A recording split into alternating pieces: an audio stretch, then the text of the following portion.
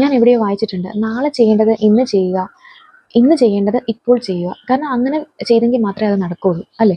നാളെ ചെയ്യേണ്ടതാന്ന് പറഞ്ഞ് നമ്മൾ ഇനി സമയമുണ്ടല്ലോ എന്ന് പറഞ്ഞ് ഇന്ന് ചെയ്യാതെ അതിൻ്റെ ലാസ്റ്റ് മൊമെന്റ് ചിലപ്പോൾ നമുക്ക് എന്തെങ്കിലും അസൗകര്യം കൊണ്ട് ചെയ്യാൻ പറ്റിയില്ലെങ്കിൽ അത് ഡിലേ ആയിപ്പോകും. അതുപോലെ തന്നെ ഇന്ന് ചെയ്യണം, ഇന്ന് ചെയ്യേണ്ട സാധനം, ഇന്ന് ചെയ്യേണ്ട എന്തെങ്കിലും ഒരു കാര്യങ്ങളാണെന്നുണ്ടെങ്കിൽ നമ്മളത് വെയിറ്റ് ചെയ്ത് അവസാന മൊമെന്റ് വരെ എത്തിപ്പിച്ചിട്ട് നമുക്കത് ചെയ്യാൻ പോകാതെ വരാതെ ഇന്ന് ചെയ്യേണ്ടത് ഇപ്പോൾ ചെയ്യുക, നാളെ ചെയ്യേണ്ടത് ഇന്ന് ചെയ്യുക എന്നുള്ള ആ ഒരു പോളിസി നമ്മുടെ മനസ്സിൽ എപ്പോഴും ഉണ്ടായിരിക്കും.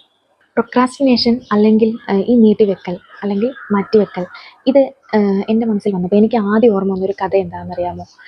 കഥ എന്ന് പറയുമ്പോൾ നമ്മുടെ ബൈബിളിലൊക്കെ ഉള്ളൊരു സ്റ്റോറിയാണ്. അതായത് നിങ്ങൾക്ക് എല്ലാവർക്കും അറിയായിരിക്കും, 10 കന്യാമാരുടെ കഥ. ആ ഒരു കഥ ഞാൻ ചുരുക്കി പറയാം. അതായത് 10 കന്യകമാർ അവർ മണവാളനെ കാണാൻ വേണ്ടിയിട്ട് വിളക്കുമായിട്ട് ഒരുങ്ങുവാണ്.